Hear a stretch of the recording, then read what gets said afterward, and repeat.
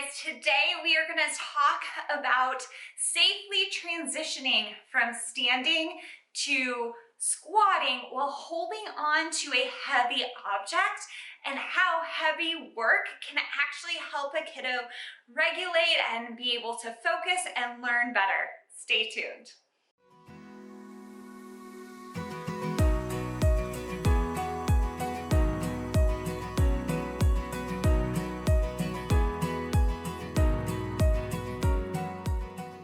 What is the purpose of heavy work, and what can you do to teach your kiddo who maybe has low tone, which is it's more difficult for them to contract their muscles because their muscles themselves have less tension in them, so that it takes more energy to contract and move their body.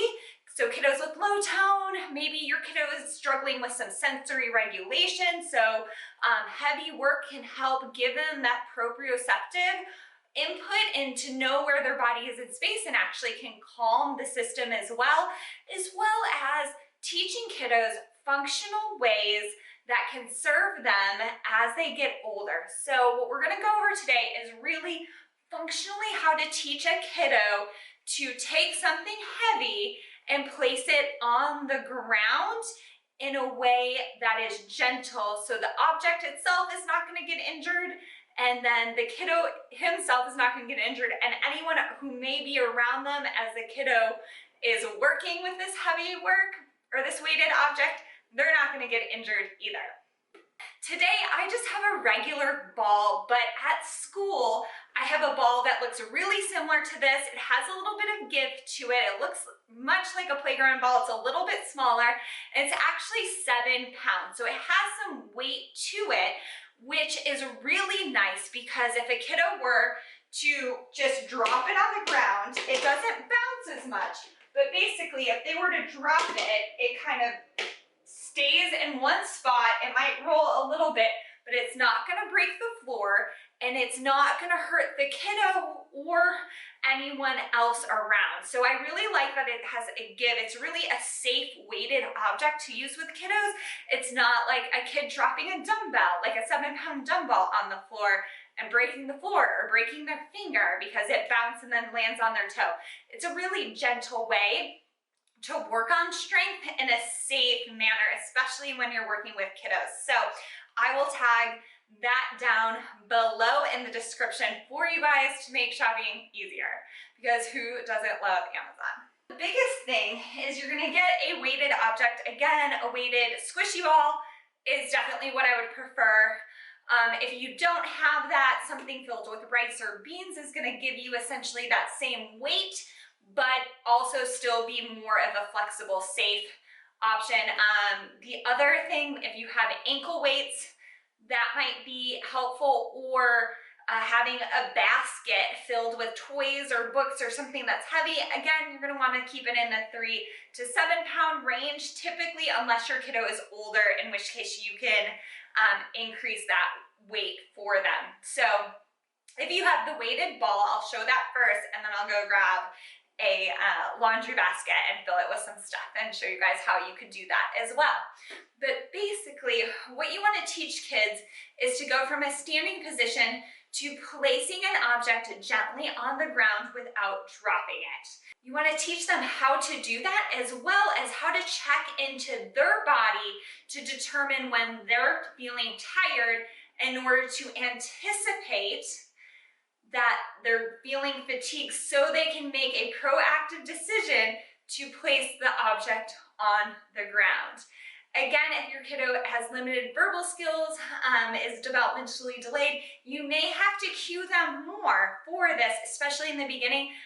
You're going to want to get close to the object. So have the kiddo squat down so that their bottom is below their legs. This is a toddler squat, and I have a couple of other videos that I can link below that talk about the toddler squat, especially for kiddos. If your kid cannot get into this position, you're gonna wanna cue them to squat down and drop their bottom as low as they can go, so that they can reach forward, grab the ball or the object, and you want them to bring it close to their chest as they're standing up.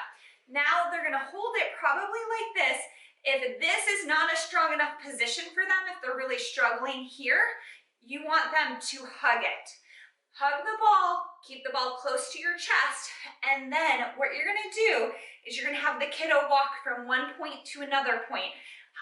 So say they're in the kitchen and you want them to bring it to their room, or from the kitchen to the living room. Depending on how strong they are, you want them to be able to walk.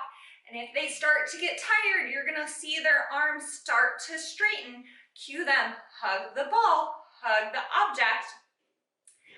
Oh, are you getting tired? Remember, when we get tired, we put the ball down gently on the floor. And you can give the ball some personifications. We want to be gentle with the ball. We don't want to hurt our friends. We want to place him gently on the floor. So if the kiddo's starting to get tired, you can kind of see them either bending over, their arms are straightening, maybe they're trying to hold it out here, which is not as functional or as strong of a position as when it's tight to their chest. You want to cue them, drop your bottoms, bend down, drop your bottom, bring your bottom to the floor, and then place the ball gently on the floor. If they get here and they drop it, cue them, oh, we have to be gentle with the ball. The ball is our friend. We don't want to hurt the ball. And so then I would have them do it again. Okay, show me how we put the ball gently on the floor. We'll bring it up to here and then place it gently on the floor. And for kiddos, for repetitive learning, in order for them to really start to understand this, especially kiddos with developmental delay, whether physically, cognitively, or both, you're really gonna wanna model this repetitively. Oh, watch Miss Lauren do it, or watch mom do it, watch dad do it. We pick the ball up and we bring our bottom down to the floor and we place it gently on the floor because we don't wanna hurt our friends. And it sounds really silly, but I think the biggest thing that we need to remember is that kiddos are so creative and they have a lot of imagination, and a ball doesn't necessarily look to them like a person. They don't understand how to treat a ball. They don't realize that if they don't place a ball that's heavy gently on the floor, they might accidentally hurt themselves or someone else. So we really want to teach kiddos how to move their bodies in a way that is safe, that they can assist. And then say they're bringing books. So say they get older and we need them to bring a book from the library, but it's a heavier book.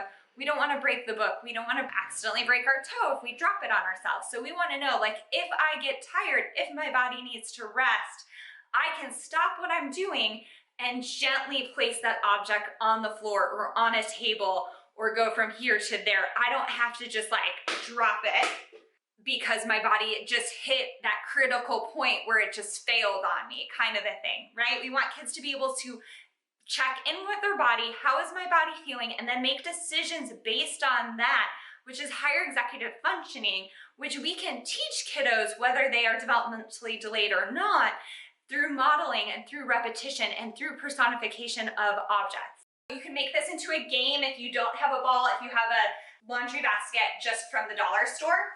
And then if you have bean bags, or you have like the kiddos' toys that are always strewn all over the place, you can have them make picking up their toys a fun game. This is a baby doll. All this is heavy work. Have them try to pick up one thing at a time. So you're working on that glute strength. You're working on squats. Okay, what's this? Oh, it's an L. Put the L in the bucket. Okay, what's T? And you can hold the bucket up. So again, I'm only one person, but you basically squat down and then they have to stand up in order to reach up and place the toy in the bucket. Or you can just say, hey, stay on feet. So you're working in this toddler squat position. So if they go to their bottoms, you're like, oh, no, put your body like my body. So we stay on feet while we're cleaning up and putting our toys away. And so you're working on those deep hip and core muscles as you're cleaning up. And so your kid is getting stronger, and they're also working on that endurance component. And then they're also working on heavy work. So they're both going to be able to focus better. They're going to be stronger. And your house is going to be cleaner. Like, I don't know what a better win-win situation is for that. So again, same thing. You're gonna wanna be in a deep squat if they can't get this position. You want them to drop their bottom as low as they can, reach forward, pick it up, bring it to their chest, and then stand up. Again, you can still hug this to your chest if their finger muscles aren't strong enough to do like an underhand grip by what a lot of us adults take for granted. Kiddos' finger muscles can develop slower. So if they need an open hand, so they're using more of their arm muscles, again, you're gonna bring, okay, now we're gonna go pick up toys in the living room, or you're in the kitchen, or okay, now we're gonna bring your toys to your room, carry them, and then maybe mom carries the basket up the stairs, so it's like a relay. Okay, now put the basket gently on the floor. It's mom's turn to carry the basket up the stairs.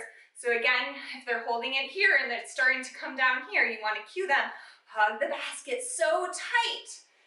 Drop your bottom. We're going to go all the way down. Place the basket gently on the floor.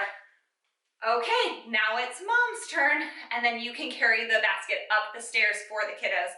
Again, this is something that you tend to just have to work into your daily routine so that the kiddos can actually get stronger, but it's not so much of a fight because you're just incorporating it into their daily life, into functional activities for them, and they're learning chores and they're learning different things. Again, I don't want you to think that this is only for typically developing kiddos.